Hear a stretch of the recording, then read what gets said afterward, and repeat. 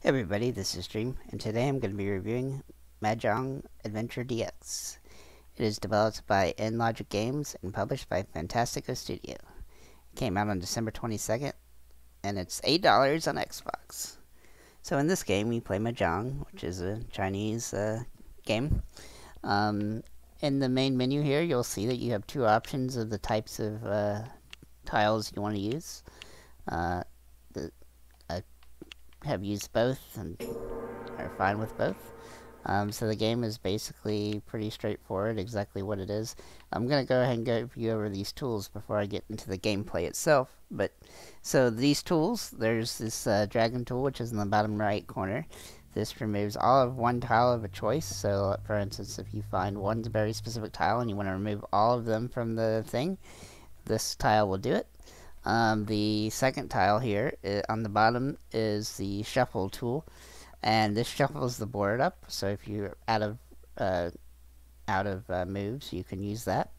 This third one is the time tool, and this gives you 45 seconds. The levels are timed, so you need to beat the times in order to complete the level and get gold on a lot of them.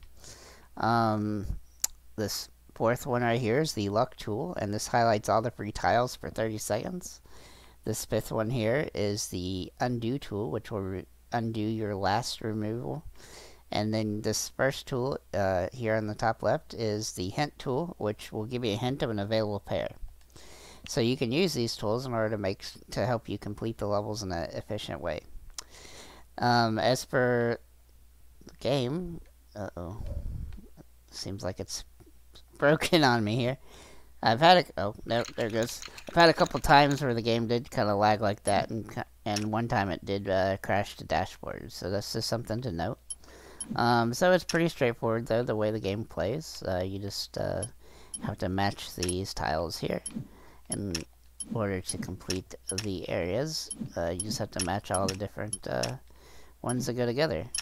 As you'll see at the top here, there's this bar that shows you the timer, and as the time goes, it goes down. If you can beat it fast enough, you'll get gold, silver, or bronze, depending. And then you also have a score up here. And then here's your tools on the side. Now, I will note that a couple times I ran out of moves, and sometimes the game seems to break where you can't actually click one of these things. Hopefully they patch that in the update, in an update in the near future. But it only happened once or twice actually, and I had to use things several times throughout playing through levels. So just something to note. Hopefully it's not an issue for you, but something that I ran into a couple times. The game is pretty straightforward, and you know how it plays. You just have to match the things, and as you do that, you will complete the levels. It's fairly simple game. I mean, it's a very standard Mahjong game, so there's not a whole lot else to say. See, I completed it. And I had already completed other rewards here, so I got the thing there. I'm not actually sure why it completed before I actually completed it, but maybe I've had that happen in a couple games. But anyway, that's pretty much the entire game. Pretty straightforward. There's nothing special to it, really. It's just a really standard Mahjong game. Obviously, having the little items on the right side are nice to have. And you earn coins when you complete levels, and that's how you get how you can get more time and stuff. So, and buy more of the upgrades as you play. This is a pretty straightforward Mahjong game. Yeah. So, as for the achievements, I'll kind of run through those real quick. There are 23 achievements.